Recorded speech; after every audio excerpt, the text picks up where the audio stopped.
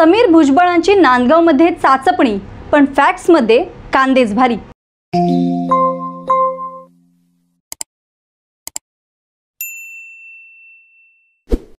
छगन भुजबळ यांना लोकसभेची उमेदवारी नाकारली, पाठोपाठ राज्यसभेलाही डावललं। आता येवल्यामध्ये त्यांना पुन्हा उमेदवारी मिळेल असंच दिसून येतं, पण भुजबळ यांची नाराजी एवढ्याने भरून येणार नाही। भुजबळ हे सध्या नांदगाव मतदारसंघावरही डोळा ठेवून आहेत। समीर भुजबळ यांच्यासाठी ते तिथून चाचपणी करत आहेत। जर भुजबळ यांची नाराजी दूर करायची असेल, मराठा विरुद्ध ओबीसी असं आंदोलन सुरू होऊन उसवलेली सामाजिक वीण पुन्हा घट्ट करायची असेल, एक सामाजिक संदेश द्यायचा असेल, तर इथून समीर भुजबळ यांना उमेदवारी देण्याबाबत राष्ट्रवादीचे नेतृत्वही गांभीर्याने विचार करू शकते। पण इथे भुजबळ यांना अडथळा आहे तो सुहास कांदे यांचा। शिवसेनेचे सुहास कांदे हे इथले आमदार आहेत।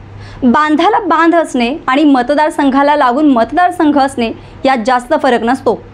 तसंच काहीसं भुजबळ आणि कांदे यांच्या बाबतीत आहे। या दोघांमधील वाद नाशिक जिल्ह्यात परिचित आहेत। त्यांचे भुजबळांवरील निधी वाटपाचे आरोप जेवढे गाजले, तेवढेच लोकसभा निवडणुकीत केलेले आरोपही गाजले। त्यामुळे भुजबळ यांच्यासाठी कांदे नांदगाव सोडणार नाहीत हे नक्की आहे। मुख्य म्हणजे भाजप शिवसेना कांदेंना इथून दुखावणार का, हा सगळ्यात महत्त्वाचा प्रश्न आहे। पाहूयात फॅक्ट्स काय सांगतात। कांदे विरुद्ध भुजबळ हा नांदगावमधील मागच्या 10 वर्षांपासून सुरू असलेला सामना। 2014 मध्ये सुहास कांदे विरुद्ध पंकज भुजबळ अशी लढत झाली होती। त्यात भुजबळांनी बाजी मारली, पण 2019 मध्ये कांदे यांनी उट्टे काढले। त्यांनी पंकज भुजबळांना पराभवाचा धक्का दिला। त्यानंतर महाविकास आघाडी झाली। यात छगन भुजबळ नाशिकचे पालकमंत्री झाले। त्यावेळी भुजबळ यांच्याकडून जिल्हा नियोजन समितीच्या निधीतून आपल्याला डावलले जात असल्याचा आरोप करत कांदे चर्चेत आले। पहिल्यांदाच आमदार झालेले कांदे भुजबळांसारख्या नेत्याला जाहीरपणे भिडत होते। अगदी भुजबळांना कोर्टातही खेचलं होतं। तिथून पुन्हा महायुतीच्या सरकारमध्ये दोघे एकत्र आले। यावेळी कांदेंनी भुजबळांना अंगावर घेतलं, ते लोकसभा निवडणुकीवेळी। भुजबळ पितापुत्र आणि त्यांचे कार्यकर्ते तुतारीचे काम करत आहेत असं जाहीर आरोप त्यांनी केले। यासाठी कागदपत्रही त्यांनी दाखवली। भुजबळ यांनी महायुतीच्या प्रचाराकडे पाठ फिरवल्याने कांदेंच्या आरोपांना आणखी हवा मिळाली। निकालानंतर छगन भुजबळ यांच्या येवल्या मतदारसंघातून महायुतीच्या भारती पवार पिछाडीवर पडल्या, तर नांदगावमधून कांदे यांनी भारती पवार यांना 41,000चं मताधिक्य दिलं। एखाद्या मतदारसंघात लोकसभेच्या उमेदवाराचे जेवढे वलय असते, तेवढे स्थानिक आमदाराने कसे काम केले यावरही लोक मतदान करत असतात। आता कांदे आणि भुजबळ यांच्यात एवढे मोठे वाद असतील, तर कांदे का भुजबळ यांच्यासाठी मतदारसंघ सोडतील, हा महत्त्वाचा प्रश्न। बरं, एकनाथ शिंदे आणि देवेंद्र फडणवीस तरी कांदे यांना दुखावण्याची रिस्क का घेतील, तर नक्कीच नाही।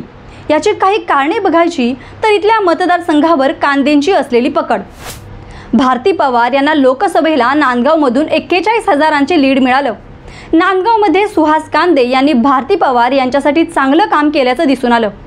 पंकज भुजबळ आणि समीर भुजबळ इथे दिसत होते, पण कांदे यांच्या आरोपांनुसार ते तुतारीचे काम करत होते। त्यामुळे नेमकं काय खरं आणि काय खोटं हे भुजबळांनाच माहीत। पुढचा मुद्दा, कांदे यांनी मतदारसंघात केलेली विकास कामं।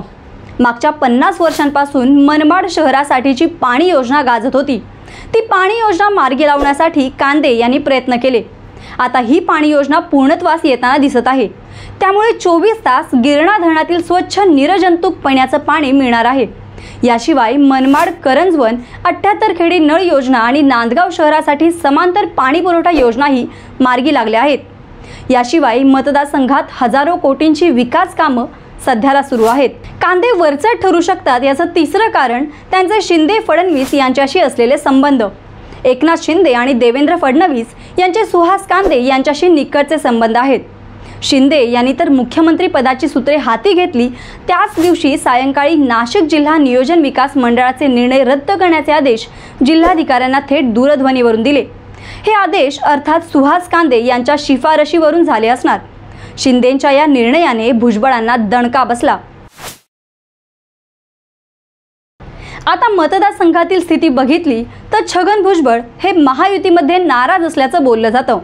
यात लोकसभा राज्यसभेला डावललं हे तर कारण आहेच, पण मुलांचे भवितव्य हाही त्यांच्या पुढचा मोठा प्रश्न आहे. यंदा विधानसभेला थांबावं लागल्यास पंकज भुजबळ यांचे काय? समीर भुजबळ यांच्यासाठी तर मतदारसंघ शोधण्यापासूनची सुरुवात आहे. अशात भुजबळ यांचा उद्धव ठाकरे यांच्याकडे कल असल्याचं दिसून येतं. हा निर्णय भुजबळ यांनी घेतला तर नांदगावमध्ये पंकज भुजबळ यांना तिकीट मिळू शकतं. नांदगावमध्ये शिवसेना उद्धव बाळासाहेब ठाकरे पक्षाकडून गणेश धात्रक हे इच्छुक असल्याचं सांगितलं जातं, पण भुजबळ आल्यास त्यांना प्राधान्य दिलं जाऊ शकतं. त्यामुळे येत्या विधानसभेलाही नांदगावमध्ये भुजबळ विरुद्ध कांदे हे चित्र राहील हे नक्की. दरम्यान या सगळ्यावर तुमचं काय मत आहे ते आम्हाला कमेंट करून नक्की सांगा. तसंच आमच्या चॅनलला लाईक, शेअर आणि सबस्क्राईब करायला विसरू नका.